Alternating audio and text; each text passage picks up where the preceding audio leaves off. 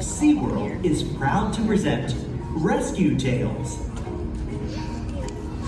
Hello everybody, how you guys doing today? I said, how are you guys doing today? That's better. Now, my name is Jojo and this is Jillian, and we work for a company called Conservation and Ambassadors. We're actually based out of California. What it is we do at our center is we give a home to rescue wildlife. Either animals that have been injured somehow and can't be set free back out to the wild. Those animals are sent to us at our center. Or other times we have a big problem, especially here in the United States. We have a problem with people trying to make pets out of wild animals. That never ever works. It's also against the law, and those animals are taken away and sent to our center as well. And what we do is give these animals lots of love, lots of attention, and lots of food. And the animals that we can, we train to travel, going mostly to school groups, giving us a chance to share some amazing rescue wildlife up close and personal.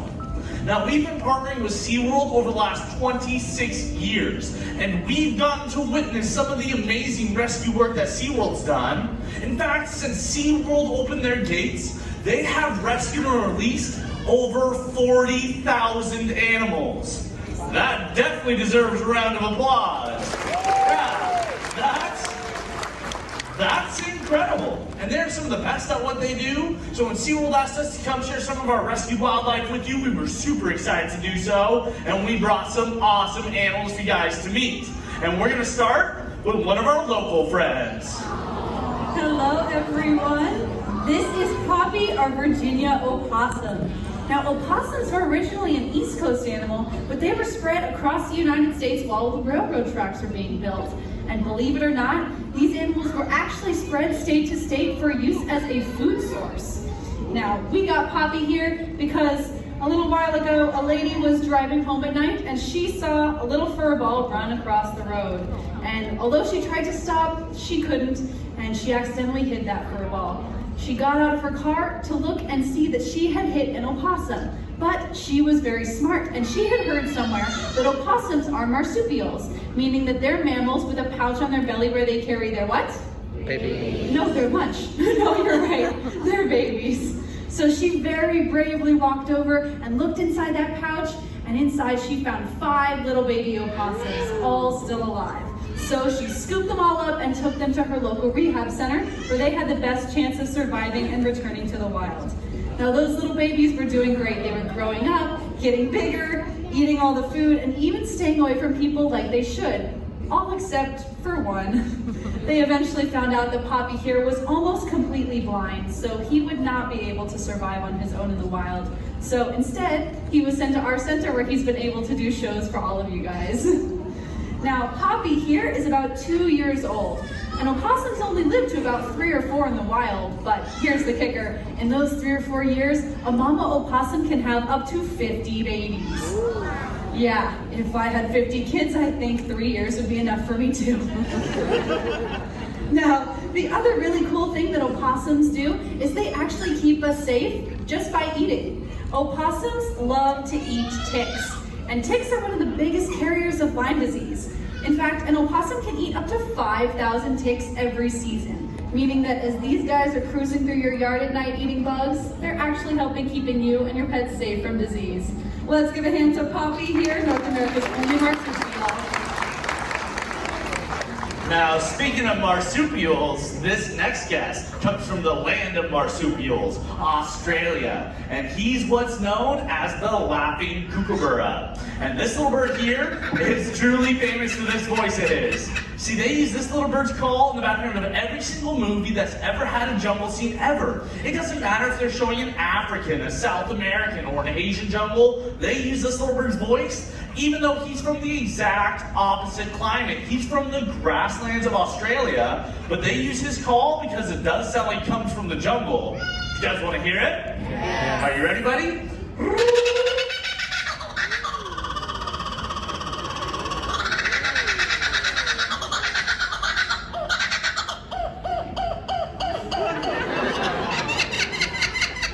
I love it.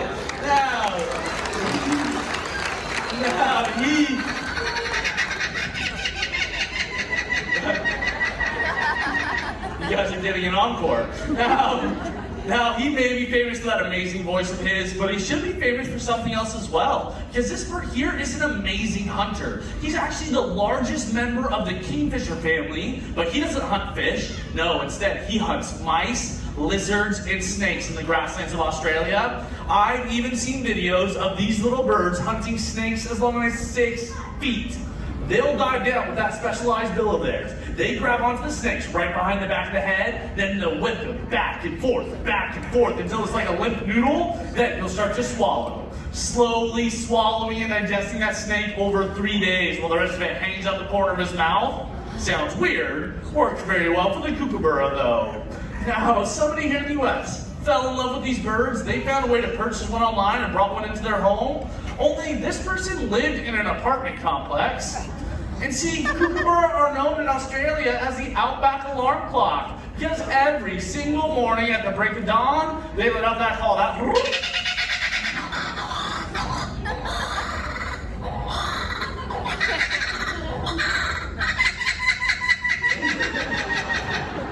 Let's just say the neighbors were not such a big fan, which is why he sent us to our center. Now, I do love this bird a lot, but being woken up at that call every single morning would be enough to have me pull my hair out, kind of like our next guest. But that's Giggles, the laughing kookaburra.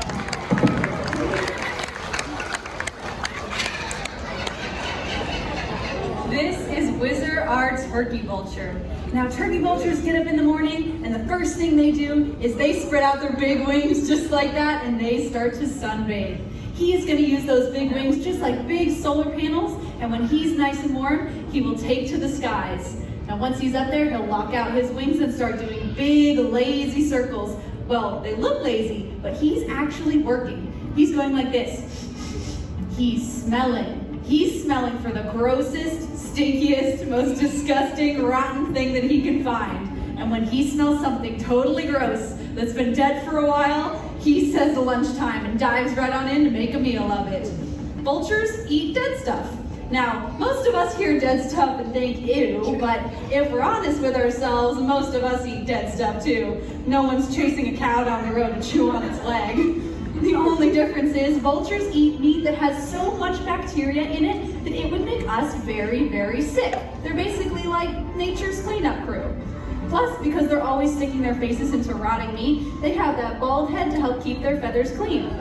He has another way of keeping himself clean, but it's kind of weird. You guys want to hear it? Yeah. If he needs to clean off his legs, he pees on them. That's why we named this guy Whizzer. Now, we got Whizzer because 17 years ago, someone thought it would be a good idea to shoot this big, beautiful bird in his left wing. And because birds' bones are hollow, they often don't heal quite right. And that's what happened to Whizzer here. He can fly a little bit, but not enough to survive on his own in the wild. Let's give a hand to Whizzer, our beautiful turkey vulture. Now, we're gonna go from beautiful to cute. This is Maya. She's about a 40-year-old spider monkey. She's been at our center almost 30 years now. And in 1994, we got a call from LA County Sheriffs saying they found a monkey in a dumpster. Apparently somebody threw her away. And this kind of thing actually happens a lot. See, people get monkeys, they try to make them into pets, and they quickly learn why that's not such a good idea.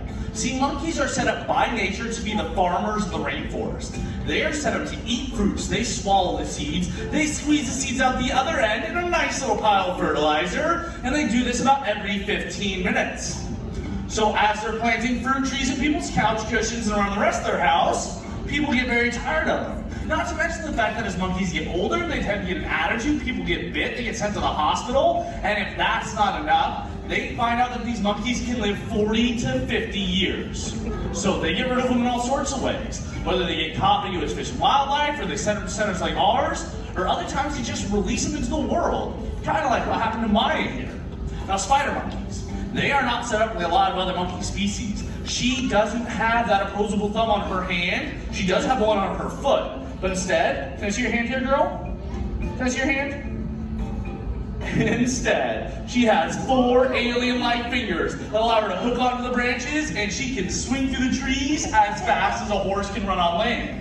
She also has the coolest tail in the jungle. Her prehensile or grasping tail is so dexterous that she can pick up something as small as a grain of rice with the tip of her tail. And I see her use it for all sorts of stuff. She hangs by that tail, she carries food around with it, she scratches her head with it, every once in a while catch her picking her nose with it. I mean, it's the most amazingly useful tail I have ever seen. But when Maya first came into our center, she was not doing very well. She was fed so much of the wrong foods when she was young that she has major health issues even to this day. As you guys can probably see, when she was hanging from my arm, she can't even extend her legs fully, which is a big part of why she's not able to live with other spider monkeys and why she's with us at our center. Now, spider monkeys, though, they're amazing top-tier climbers, but our next guest has some surprising climbing abilities as well. But that's little Maya. Let's say goodbye to the spider monkey.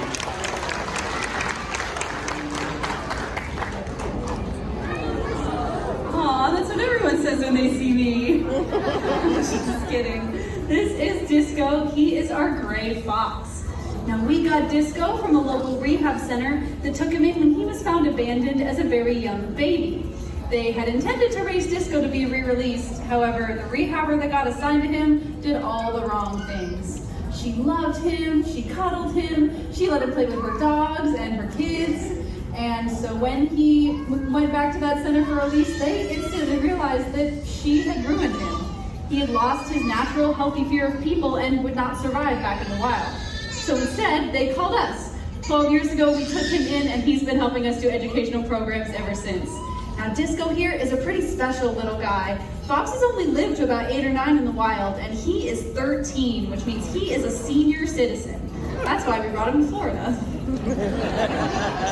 And gray foxes are really incredible creatures. They can scale trees with ease using their cat-like movements, and they are exceptional hunters and scavengers, eating anything from berries and grasses to mice and carrion. But for a while, their numbers were really decreased due to overhunting for their beautiful fur.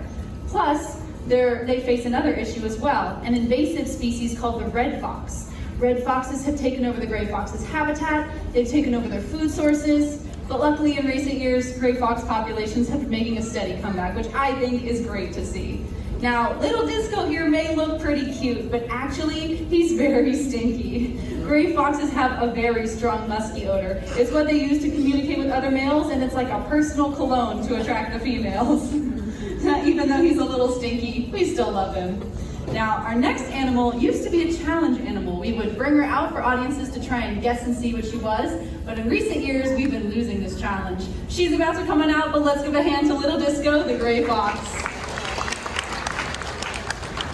Now this is Samantha, and what is she? A lemur, you guys are exactly right, but she's not just any lemur. She's what's known as a brown lemur. You guys know why she's called a brown lemur? Yeah, because she's brown. Now, if you look at the lemur's eyes, would you think she's awake in the day, or do you think she's awake at night? That's what I think too. With her big, yellow, owl-like eyes, she looks like a nocturnal or a nighttime animal, but she's not. She's actually diurnal. She gets up in the mornings, and the first thing that she does is she greets every member of her lemur family. And how one lemur says hello to another lemur? Well, would you guys like to see? Are you sure you want to see? Yeah. All right, I'm going to make it sound like a pig. She's going to answer me back. Then she's going to do something rather strange. You guys sure you want to see this? Yeah. All right, the things I do for an audience. Ready, Samantha?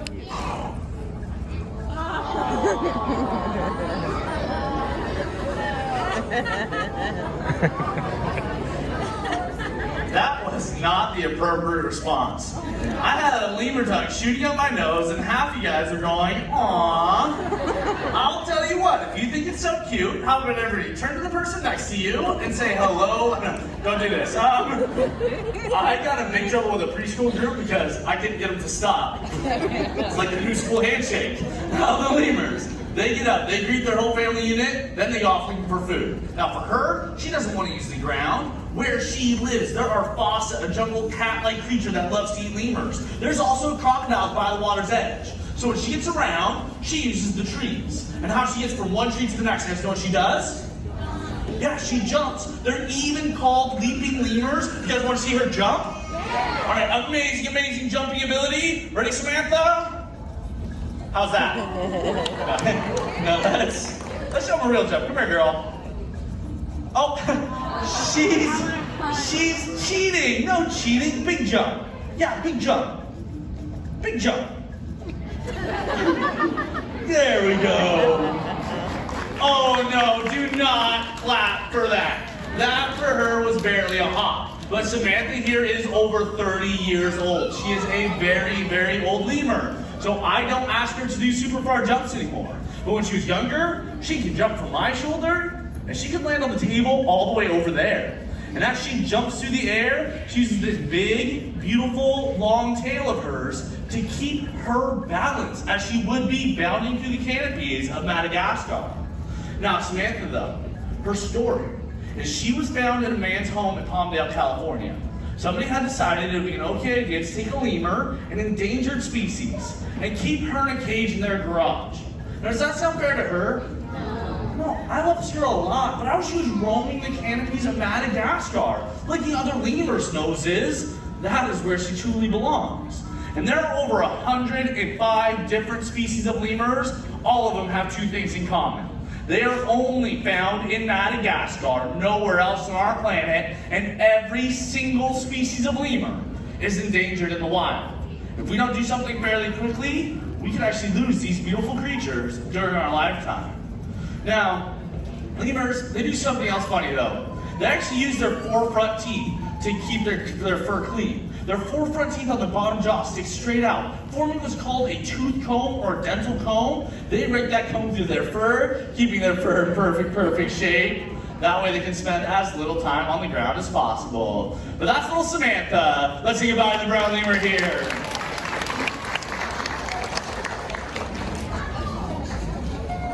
This is Tico, our Harris hawk.